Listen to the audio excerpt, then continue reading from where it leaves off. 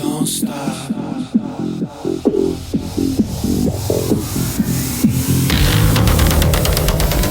Hi, thanks for joining me in the Everything and Anything and a Big A podcast. I'm your host, Zach Reynolds Friedman. I'll tell you about my guest in just a moment. But first, I wanted to talk about something that maybe a lot of couples or people that are dating someone or even with friends go through.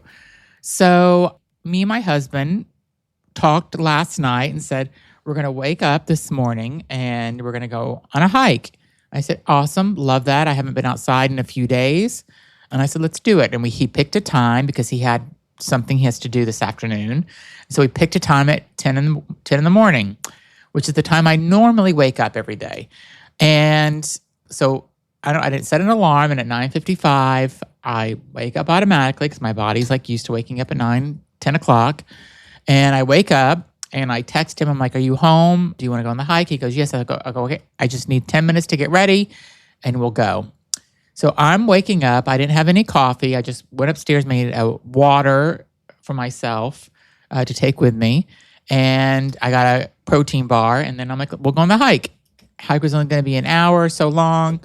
And as we're in the car and driving to the hike, he's singing songs that are on the radio. I'm like, okay. And I'm like literally been up for 15 minutes at this point. Because I brushed my teeth, washed my face, put a hat on, changed in some hiking clothes, and then we were out the door. So I made water. I had no time to kind of adjust to getting ready for the day, to even wake up totally. And he's singing and stuff, and I don't know what kind of music it was. It just was, I swear, I think it said the Tootsie soundtrack at something, or it came up on the screen. I'm like, what is he listening to?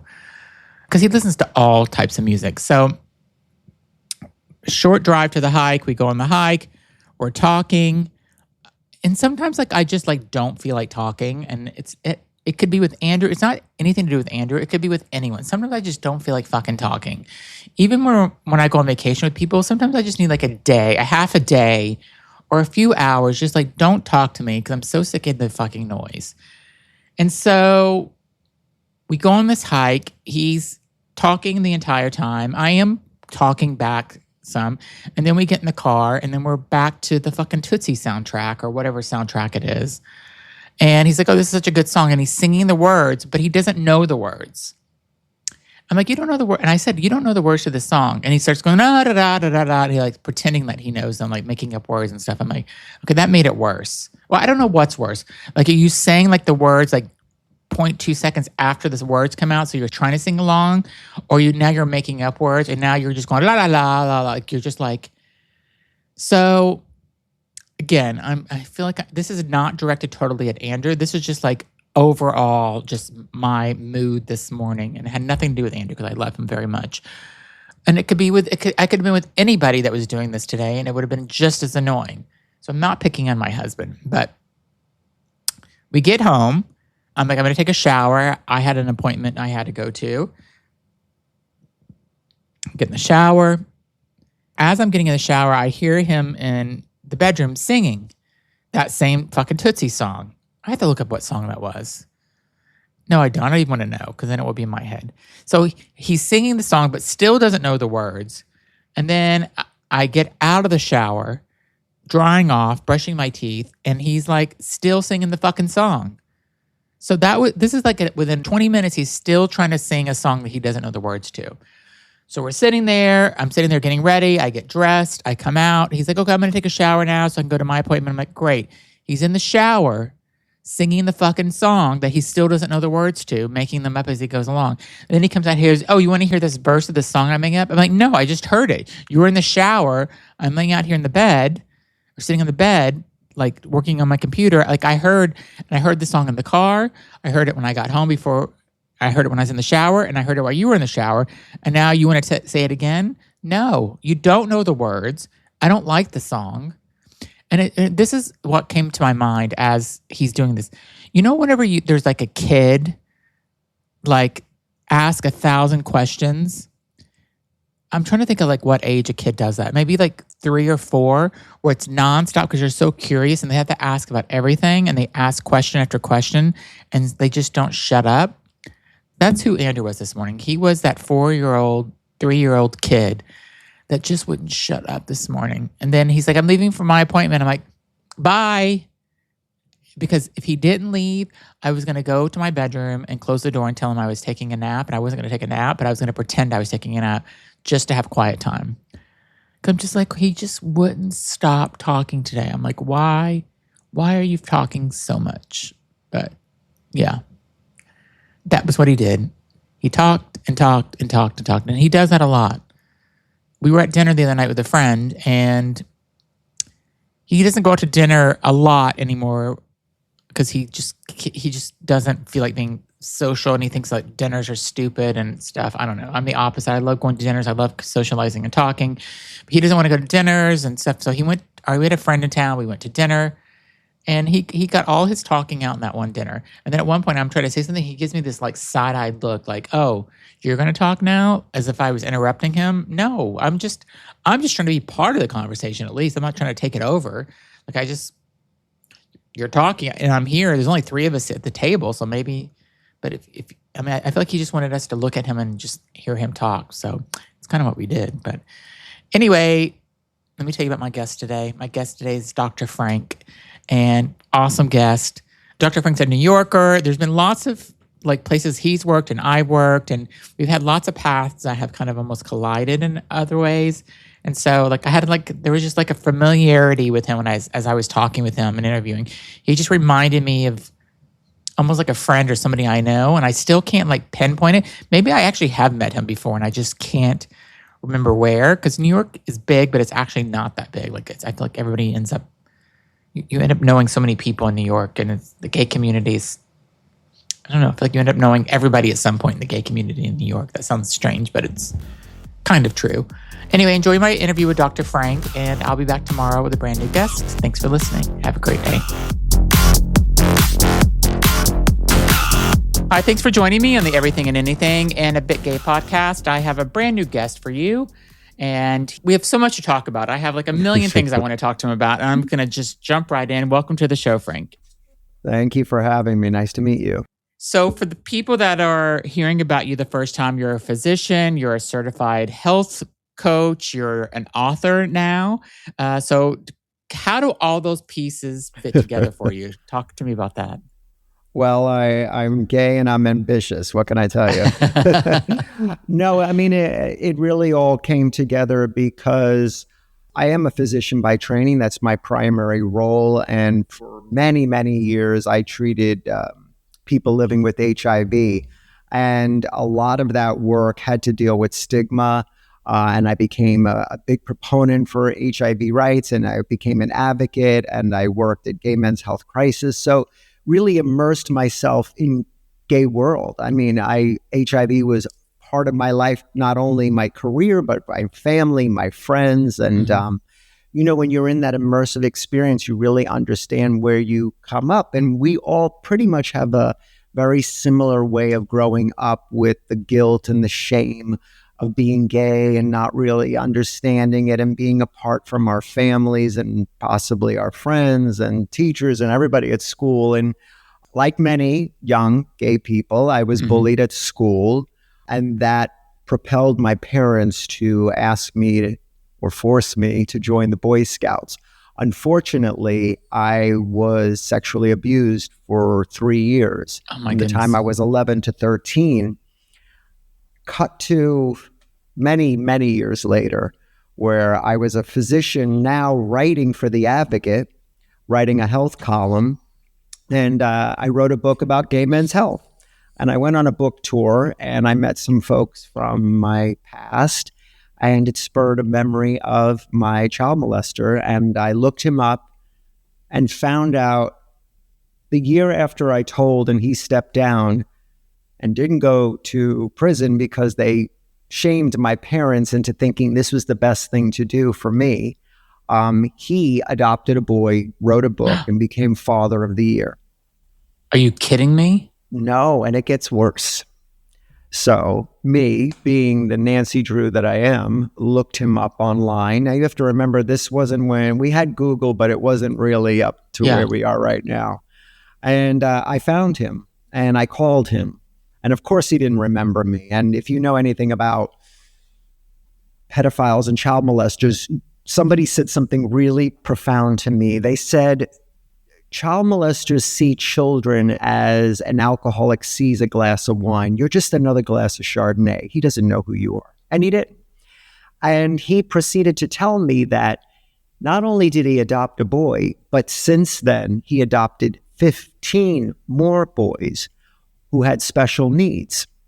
Well, I won't go into the whole story, but needless to say, I worked with the police. I wore a wiretap. I mean, I'm shocked even telling this story because I can't believe it was my life. Yeah. And we brought him to justice, and it was great. And I wrote a memoir about it.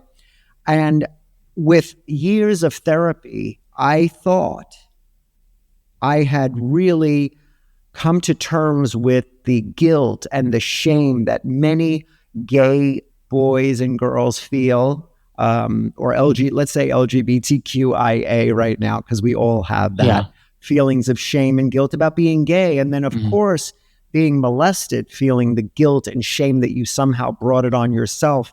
And so I worked with some amazing therapists. I thought I had it all figured out. I became a successful doctor and I'm writing books and everything's great. I found love. And then 2020 happened and we all went through that experience together of being in isolation during COVID.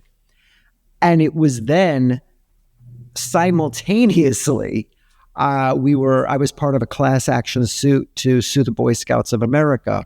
90,000 survivors of child sexual abuse in the Boy Scouts of America. And we had won a landmark decision, but there was one caveat. I had to fill out a 47-page questionnaire and recount in graphic detail what had happened to me when I was 11. So I think when you look at the statistics now, millions of people started abusing alcohol during the quarantine. And because we were living in isolation, and I certainly was one of them. And filling out that questionnaire was my rock bottom. I don't even remember days of it. I was blacked out. And I looked in the mirror one day and I said, how did I get here? You know, I had a very successful life. I'm a physician. I put him in prison. I did everything. But it really made me think of what I had been doing, not only as a physician, but as a coach, working with people, not only with HIV, but people who suffered childhood trauma. And the one thing that kept coming up was the shame. And it came to me very clearly, what if we're not meant to avoid the shame? What if we're supposed to confront it and let it teach us what we need to know? So for the past 5 years, I've been working on the framework that I developed called the Compass. And that's why I'm here now. We're talking about the book, The Shame Compass, which I'm very excited about. So that's my very long elevator pitch of how I got here. And we'll be right back. Okay, now back to the show. First of all, just to kind of go back, the fact that this person was able to adopt not one, but an additional 15 children is like, how did the system fail like this? Like, he was a single man. It wasn't like he was posing as some, husband and with children. He was a single male, but he was a police officer and he was highly decorated. I just think there are cracks in the system. And when I did speak to the boys that he had adopted, because I did, the very, very first one escaped, which we didn't hear about. They were on the Today Show together. Can you believe this?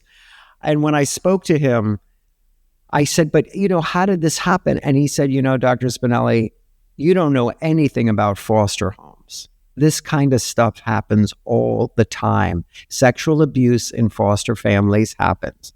And that's the reality of it. And while there are probably very good foster parents, unfortunately, there are very bad ones who abuse the system because, like so many things, like the Catholic Church, like the Boy Scouts of America, like foster families, they attract pedophiles because they have access to children. Yeah. So the screening needs to be even that much more than it is. But unfortunately, resources are, they're just tight, and we just don't have the luxury of interviewing and following up with everyone.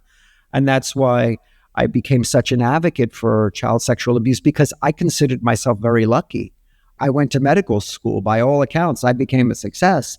Yeah. But still, I understood feeling that tremendous amount of shame and how it just persisted with me. And so when I work with people now and they say to me, well, how do I get past all this? I go, you will never get past this.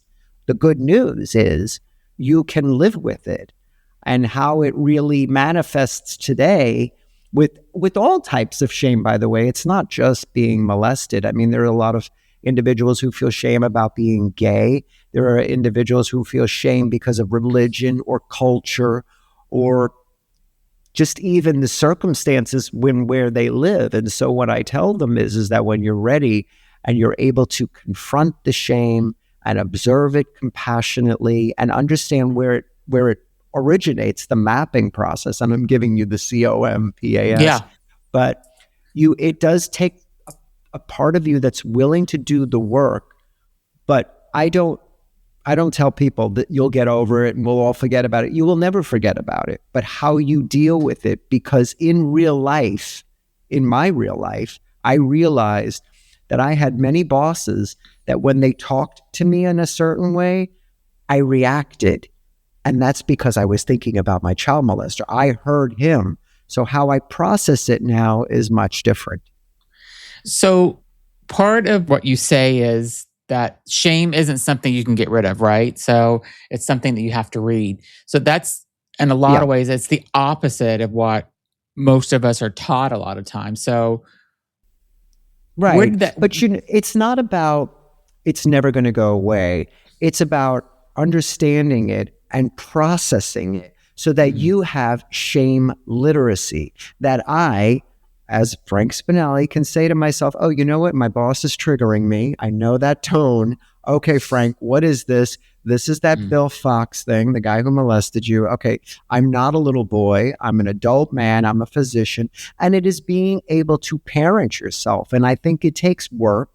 It takes learning the skills to be fluent so that you're not stymied when somebody says something to you. You're not isolating. And one of the things I learned from all this research is that the one thing shame wants is for you to be isolated. It breeds in this isolation. And the only way to combat shame is community, by being here, by sharing your story. So many people that I work with, especially who have alcohol use disorder, feel guilt and shame, so they drink, and then they feel guilt and shame about drinking, and so then they drink to quell the guilt and shame. So it really is impactful, especially for your audience or the LGBTQIA community, because we already have that level of guilt and shame. And then if you have a traumatic childhood, whether you were bullied or beaten or molested, you carry that with you. And I think it's really important for us to realize that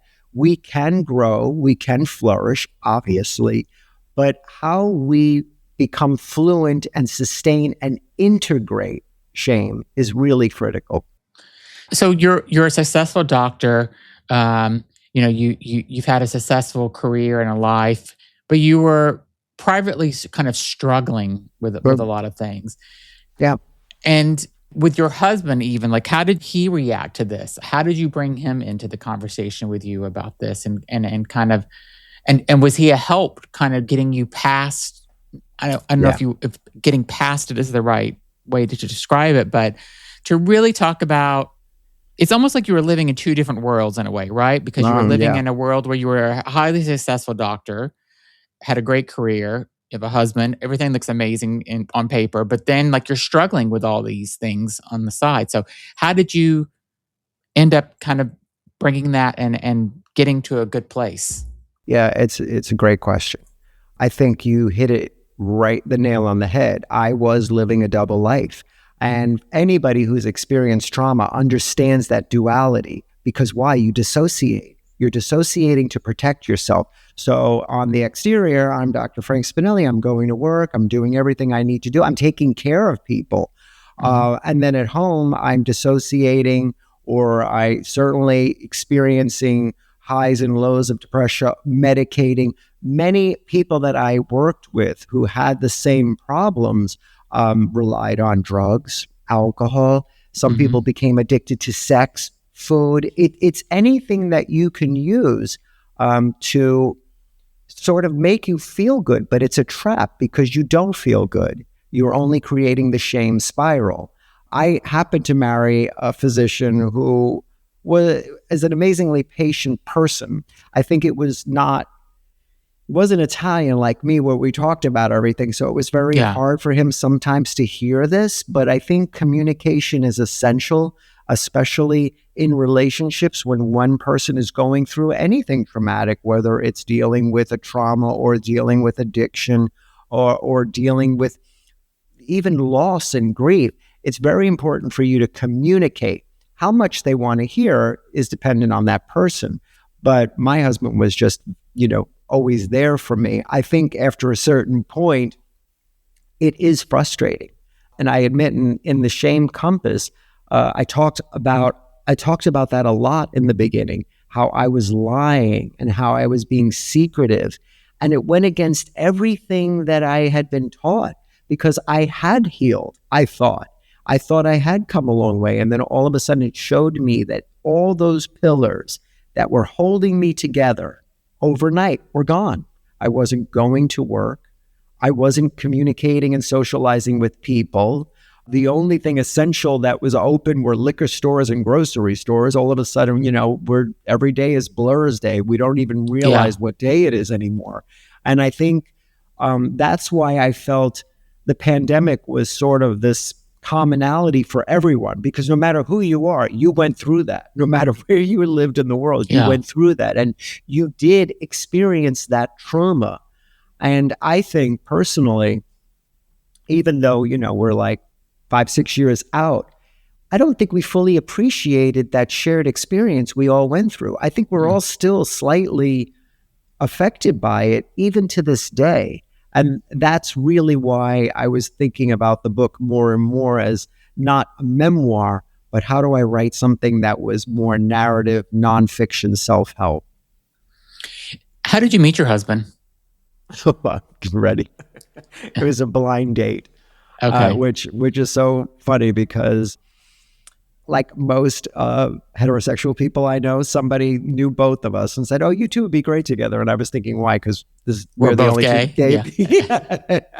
And really that was it. And I just said, "Sure, why not?" And I met him, and it wasn't immediate. He didn't live here. He lived in Boston, incidentally, and we did the back and forth for a little while, and then he moved here, and we gave it a go, and I guess 18 years later, we're doing something right. Yeah, good. That's amazing. 18 years is a real milestone, especially in the gay world, right? Oh, yeah, it's a lifetime, and I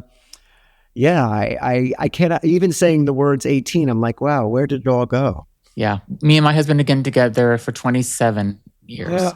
Wow. Oh, so you're one of those like right out of high school. Right out of college, but yes. Wow, that is a commitment. That's knowing who you are at an earlier age.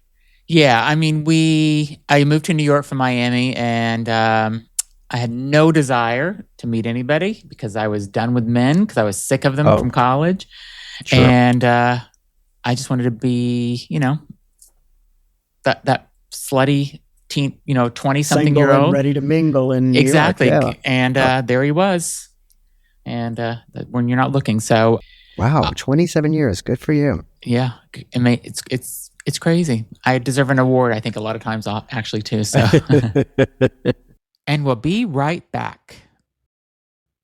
Okay, and now back to the show. How did your husband kind of help guide you through some of these struggles as well? Because I mean, he had to have been a big support for you as well, just, as you were going through. And I want to also just, especially when you're filling out a 47-page document about what happened to you when you were 11 years old. I mean, I can't even imagine having to recount something when you're 11 that's that traumatic that, has stuck with you. And I'm sorry, I'm jumping all over the place, but one question I want to ask, was there a moment where you ever couldn't remember everything, and when you had to fill out this document, it brought things back that you forgot about? Yeah, absolutely. It was like an avalanche. I mean, it's like that. It's like playing a game of Jenga. You're remembering something, you're putting it back together, and then all of a sudden a flood of memories would come. And, you have to remember at the same time, these memories come to you in waves, and they would also come to me in nightmares. And I had this very vivid, continuous memory of this nightmare that would happen where I was being choked and possibly trying to hold me from speaking the truth. And that's my metaphor for it. Yeah. And I would wake up screaming or choking, and how hard that must have been for my husband to, hear this and deal with this. And I felt incredibly guilty and shameful for even bringing this into our home. Not only had he gone through it with me 15 years earlier when I put my child molester in jail, but now here he is going through it with me again because of the lawsuit. And when anybody listens to the news and they hear about these damages being awarded, my favorite my only memory right now is E.C. Carroll going through this with Trump. Yeah. And they're like, oh, she's getting all these millions. She doesn't just get a check handed to her. Yeah. It's never that easy. The process is belabored, and the lawyers are doing everything they can to make this difficult. And so that questionnaire was part of it. And that questionnaire was re-traumatizing. So here I am filling this out, having all these memories coming back to me. And I think in many ways, I didn't appreciate how my own husband was dealing with his own depression with the quarantine, with COVID. So he was dealing with his own feelings of fear, of concern. He, like I, had elderly parents. We were concerned for them. I mean, there was this whole set of circumstances that was bombarding us from all ends. And then here he has me bringing this back into our lives. I'm sure he wasn't happy. And I'm not sure, I know he wasn't happy about the drinking and the lying about it. Well, the one good thing that he did, which was very smart, was we were both drinking. And I think he at a certain point just said, I can't do this anymore. And we had many conversations like where we can't do this anymore. And I realized, I said to myself, who am I? I don't know who this person is. And I had so much more that I wanted from my life. Certainly not this. I'm not someone who ever had a drinking problem. Yeah. And that's another reason why I wrote this book. You don't need to have a generational history of alcohol use disorder. This can happen to you at any time. And this can happen with anything, whether it's sex or food or drugs or alcohol. And that's why it was very clear that when I work with clients now, I tell them all the time, it's not about the alcohol. Alcohol is what you use. It is the vehicle to which you use to escape. Mm-hmm. So it doesn't really matter. And once we get the alcohol under control, you'll realize your problems are there. That's why we have to work on. That's what we have to deal with. And what is the shame telling you when you're ready to confront it? And not everybody is ready to confront it. Not everybody is willing or interested in going back. Unfortunately, for people who don't want to unpack the past, they're doomed to repeat it in the present. Many adults who have suffered some sort of trauma will revisit the past in the present in the hopes that they can fix it. And they do this subconsciously. It's very common for people, especially who are sexually abused as children, to become promiscuous as adults, to gain control of the sexual situation as a way of commandeering it, because in their minds, they're in control. But it's a maladaptive behavior. It's not really serving you as a person. It's just creating this spiral where you're going to feel guilty about it and shameful, and then you're going to be bad on yourself. One of the things that is very common for most people who experience trauma or shame is that there is this narrator in their head, this voice that tells you you're bad. One of the things that it's important to distinguish is guilt and shame are different. Guilt is, I did something bad and I feel bad about it. Mm-hmm. Shame is, I am bad. And that voice you hear in your head is not your friend. It's the one that's telling you everything you do wrong and why you don't deserve anything. And we believe this voice. We believe it wholeheartedly. And so part of the process that I talk about in the book is how you have to stop that voice by saying, what is he telling me or she? And what are the facts? It's oftentimes we listen to these thoughts, but they're not facts. They're just thoughts that we tell ourselves. And so we need to prevent ourselves from going down that spiral. But it's very difficult. It's very easy to fall into those old patterns of behavior. I have two questions for you. One is, there was 95,000 survivors who filed claims, right? So roughly, yeah. Yeah. So does that number of people make you feel like, okay, I'm not alone? Did it ever make you feel that way? Or did it give you any comfort? Or did it make you feel something else where maybe you were just disappointed in the system that this happened? Oh, it made me incredibly angry. Because it's, first of all, it's grossly underestimated. Those are only the men that came forward. Yeah. What about all the men who were too shamed to even come forward? So, and I knew them. I knew men who had been, or boys who had been molested, who were not going to take part in any of this. And then at one point, we were all asked to come down to Delaware. And I met hundreds of men. And I met about a group of 6 or 8 of us. Who was represented by the law firm that I was part of. And we all went out to dinner. And, it's very odd for me because I'm a survivor, but I'm also a physician. So I'm able to jump in and out of roles where I was sitting at a table listening to these men tell their stories and feeling incredibly sad because each one of them had been broken in such a way that it impacted them on who they were, who their identity was, how they saw themselves. And that to me was the biggest tragedy. Again, it's very important for people to understand it's not about the sex. It was about the cruelty and the psychological grooming that goes in place when you are molested.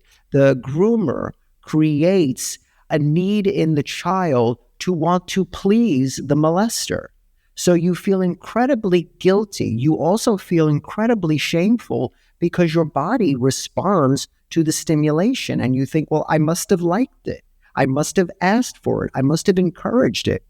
But to get to your question, I was very happy that 95,000 or 90,000 men had come forward. I was very disturbed that it was that many. I was very disturbed that probably it was grossly underestimated. But here's what I'm going to tell you, which was really upsetting. It's not like we got $1 billion and they divide it by 90,000. They had to rank you where you were in the form of abuse. So there was a totem for the abuse, and that's where the survey comes in. So we are now monetizing the acts, which is the complete antithesis of what's really happening psychologically in a victim's mind. So imagine saying, well, Zach, you had been penetrated, you gave some oral sex, okay, 3 times here, plus what, carry the 1. It's very odd, but this is what we were forced to do. We were forced to create a working document that they then assigned monetary values. This is just disturbing. Why do it that way? Why? Because I guess they felt, how else were they going to do this? Because it's so subjective. It's abuse. Yeah, but why not just divide it?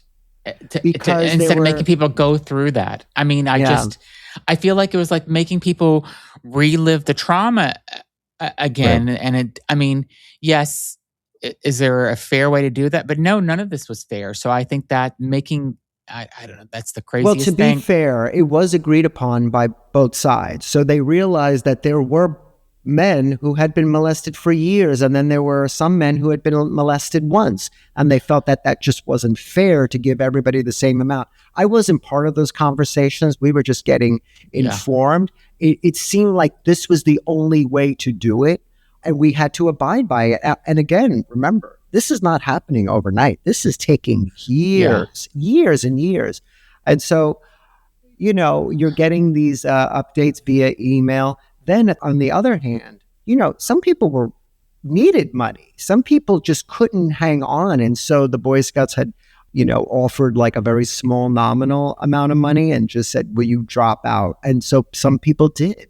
I think it's it's the cruelty of law, the way it had to be prolonged in such a way in the hopes that people would drop out, or attrition, people died. I mean, this took forever. We'll be right back after a word from our sponsors. Okay, now back to the show. This is probably a question you may not be able to answer, but I'm going to ask it to see if you do know, because you've had a lot of time to think about this. Why do you think that people molest children? Like, how do people get there? Like, I don't understand how like somebody can have a mind to want to abuse a child like this, because people have to know that they're impacting somebody for the rest of their life by doing this. Right. So, and maybe I'm just getting too deep into it psychologically, but I guess I just don't understand like why somebody wouldn't want to go out and just get an adult relationship to fulfill any sexual needs, and why they have to ruin a person's life to do this. Have you asked myself this? Sure, yeah, of course. I mean, it's a very common question, and you raise very important issues. So the best way to describe this is pedophiles are sexually aroused by children. They see them as objects of desire. The key word here is object.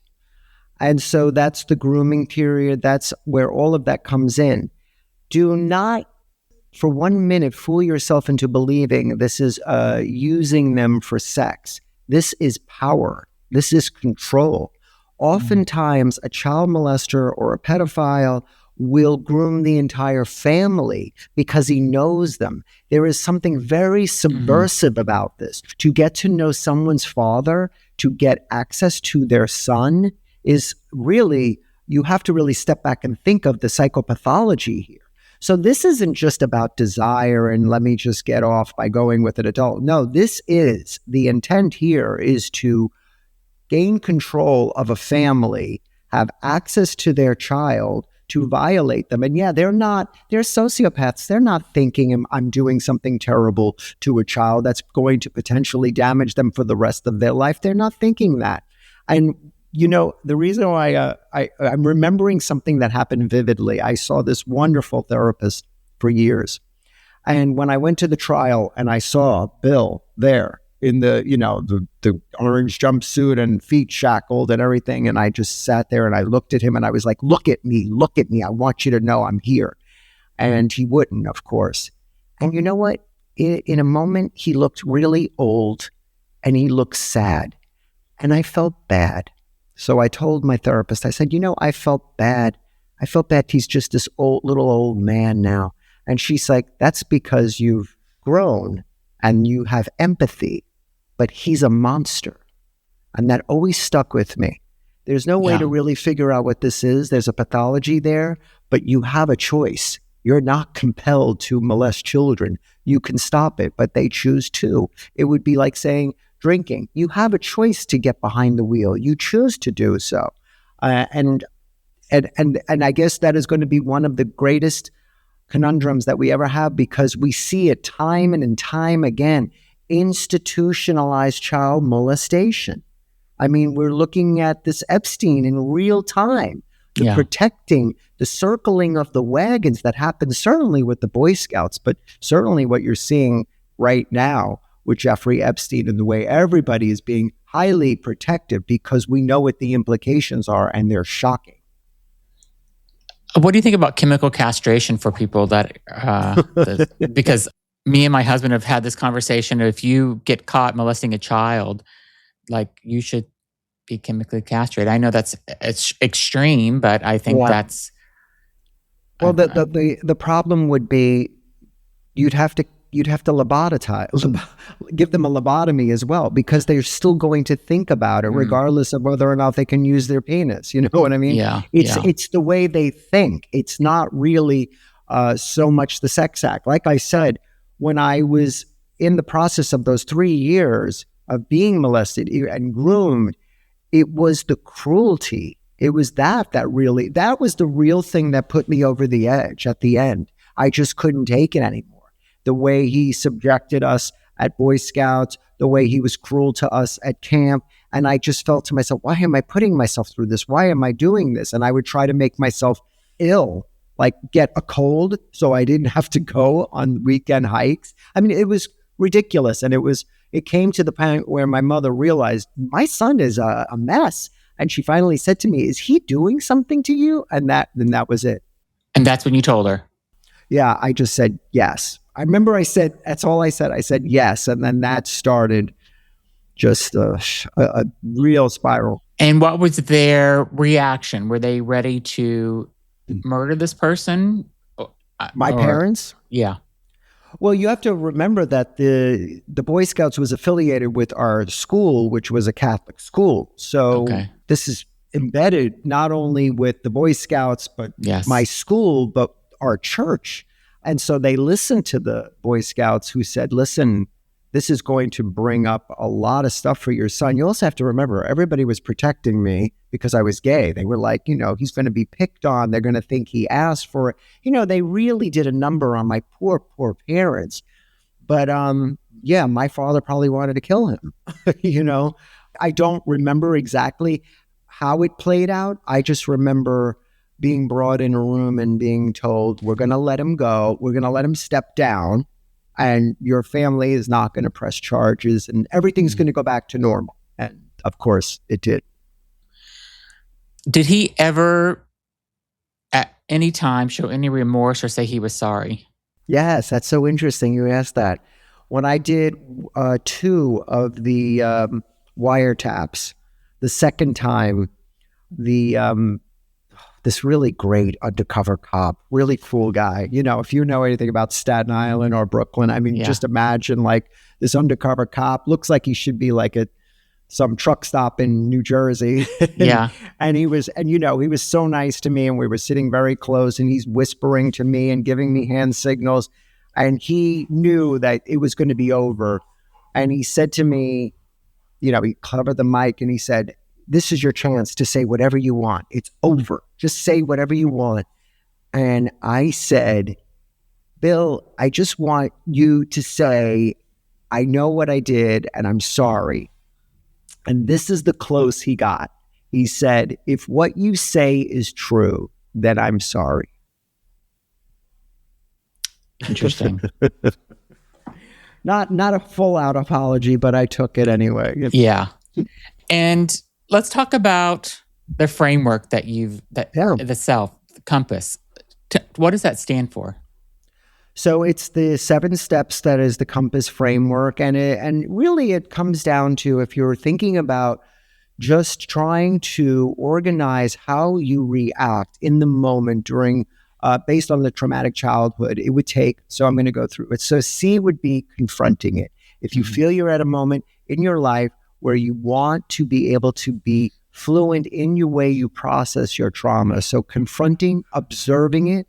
I recommend everyone observe their patterns of behavior with compassion. There's a lot of neuroscience and research to suggest that self-compassion is a very healing tool. And then the mapping is to really understand what the source is. So like I said, for example, for me, it was the childhood trauma that I suffered from ages 11 to 13. And then the P, the first one is processing it. There are 3 different ways we can process it. One is we process trauma and shame through our physical body. Some of us feel intense pain in our chest, or they get numb or weak or dizzy. Understanding that, and then also the stories that you tell yourselves when you're narrating this to yourself. And sort of the third one is the relational body. So how you act within the system around you. And then the A is accepting it. And when I say accepting it, I mean integrating it. You will never want to accept something to deny it happened. I always feel that you should never deny what happened to you. You need to accept that it happened. It was not your fault. And you need to integrate this into your life. And then the final S before the last S is really sustaining it and learning to live with this literacy or shame literacy. And I go through it in the book and give examples of how you can practice this. And the last S is optional. The last S is service. Many people who get to a certain point in their recovery are able to discuss it like I'm doing with you. And in doing so, the hope is that I will help people. Not everybody is meant to do this, so it's an optional last S, but those are the 7 steps. And I've written the book in a way that you can read it all the way through, but if you ever needed to go back, you can read certain chapters just to update yourself. And it's written in a way that you will sort of be reminded of the other steps in each one. What is maybe one of the biggest misconceptions that people carry about shame? Oh, that they think the voice in their head is telling them something that is true and that they feel they deserve this for some reason, that they are inherently bad and that's why bad things happen to them. And that's really just not true at all. Many times trauma happens in our lives and we had nothing to do with it, but it's important for us to understand that it did happen and we should never deny it and that we need to accept it and integrate it, but certainly to be kind to ourselves. And really, that's the biggest takeaway from the book, I think, is that practice self-compassion, be kind to yourself, and be patient with yourself. First of all, I mean, I just met you, but I am so proud that you did this. Like, I'm glad that you're part of my community. And because I think it's incredibly brave that you've done this and that you've written this book to help other people. I hope you reflect on that sometimes, where you think about all the people that you're helping with this, because there's so many people that have different types of shame. And maybe even if you helped one person with this book and they could get past this and move past it, because I mean, that's incredible. And I hope that you do think about all the people that you're helping and that telling your story will help so many different people, whether it was they were molested by a pedophile or they have other things that's happened to them in life. And I think it makes people feel like they're not alone. I think that's just amazing that you're doing this and that you're telling your story. And so I hope you're proud of that. And I hope you see that. Well, yeah, thank you. Thank you very much for saying that. It was very, very, very kind of you. And thank you for allowing me this opportunity to talk about it with your viewers. Yeah, I mean, I just, it's people like you I do this show because I think it's just, I love people that make a difference. You're an inspiring person and I just, that's the type of people that I like to, help promote on this show and stuff. So, so the book is called The Shame Compass. I'll put a link in the description of this video or podcast for people to go and get it. Is there anything else you'd want to kind of tell people in closing if they've are feeling this way or they've gone through something traumatic like this? What would you kind of close with? Oh, yeah. One of the most important things that I've learned myself is that you are not alone. This is not unique to you. Whatever happened to you is not something you brought on or you deserved.